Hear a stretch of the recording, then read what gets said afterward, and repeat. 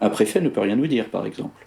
Un préfet peut nous appeler et nous dire: vous êtes sûr là que vos interventions dans l'entreprise sont fondées? Est-ce qu'il ne faudrait pas relâcher un peu la pression, etc. Ou ne pas mettre le procès verbal, etc. C'est arrivé. On a le droit de raccrocher, enfin poliment, c'est bien sûr avec toute la courtoisie voulue, mais on peut raccrocher au nez du préfet et lui dire que ça ne le regarde pas.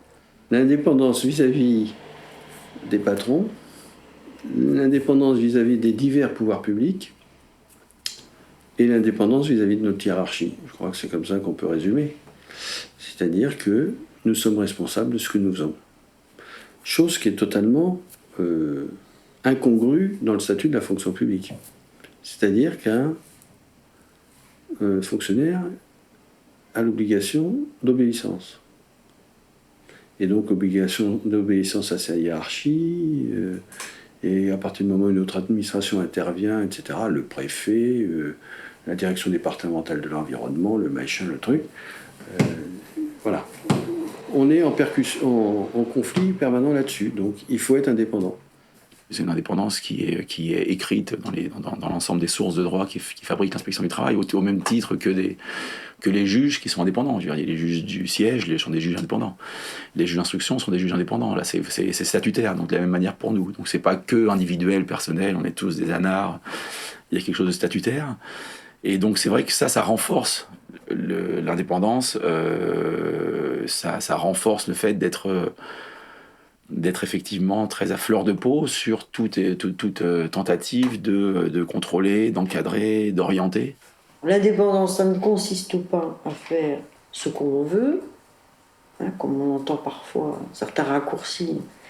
C'est pas une profession libérale, il y a bien des obligations professionnelles, obligation de donner suite aux plaintes, obligation d'informer ceux qui nous saisissent, etc. On a tout un tas d'obligations professionnelles.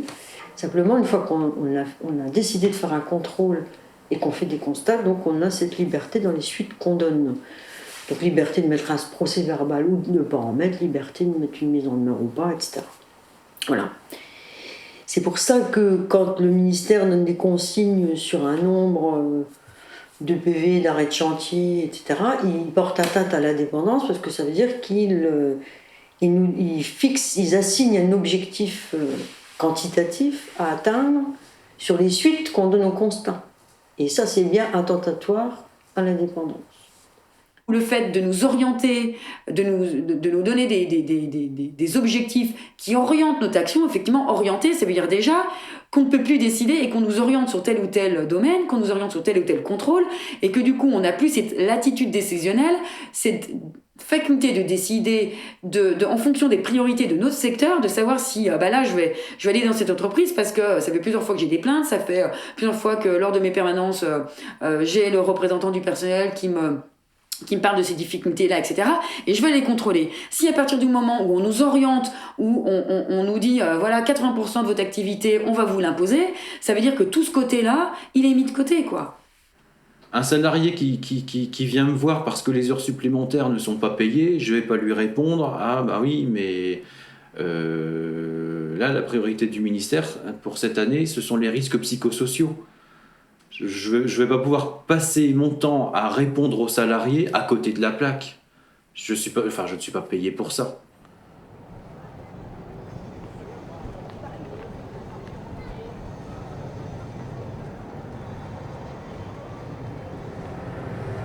On intervient ensuite comme agent de contrôle auprès d'employeurs qui sont souvent beaucoup plus puissants que nous, à titre du rapport un contre un, quoi. Beaucoup plus puissants que nous, qui ont des réseaux établis, des réseaux politiques, des réseaux auprès des hauts fonctionnaires locaux, la préfecture notamment. Ces gens-là se retrouvent souvent dans les mêmes clubs le soir, que ce soit au Rotary ou au Lion, si je voulais être un peu caricatural, mais voilà. Et comme on n'est pas assez fort, il faut qu'on soit indépendant, quoi. C'est-à-dire qu'il ne faut pas qu'en claquant des doigts ou en buvant son whisky le soir au Rotary avec son copain le préfet, là je charge un peu la barque, mais il ne faut pas que l'employeur puisse détruire ce qu'on a essayé de faire dans la journée, nous, dans l'application des règles. Pour avoir travaillé sur l'Île-de-France et en province, je me rends compte que les pressions sont beaucoup plus fortes en province, que la proximité fait que le député connaît très bien le responsable de l'unité territoriale ou de la direction de la directe, et les pressions sont beaucoup plus fréquentes. Et puis il y a d'autres pressions qui viennent du cabinet du ministre, directement, ou de la DGT, quand on a à intervenir sur des entreprises dites sensibles, qui sont bordées de clignotants rouge vif. S'occuper d'une grosse boîte qui est en redressement judiciaire avec menace de X suppression d'emplois, alors ça va. Alors là, c'est tous les jours qu'on va venir demander où ça en est, si on a des informations, qu'est-ce qu'on fait, et ça fait longtemps qu'on les a pas vus, et gna. Quand il y a un conflit aussi, un conflit du travail, une grève, là c'est des situations où c'est des coups de fil tous les jours, pour savoir ce qu'on a fait, si on y allait, si on les a bien rappelés, pour savoir où ça en est, si on leur a bien rappelé qu'on est à leur disposition pour négocier. Donc ça c'est tout le temps, comme si on ne savait pas ce qu'on a à faire, quoi. À partir du moment où la demande elle s'engage comme ça, pour moi c'est une pression. Alors la pression de la hiérarchie, du patron, ça fait peut-être un peu beaucoup, quoi, quand même, hein, parfois.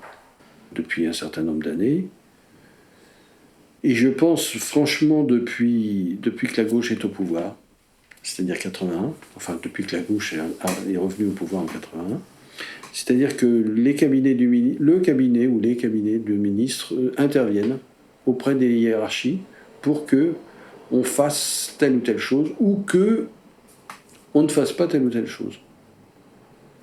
Voilà. Et donc c'est évidemment avec les grandes entreprises. Donc fallait pas contrôler la Poste, alors que c'est une société anonyme.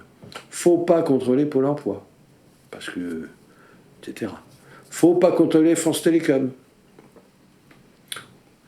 etc., etc.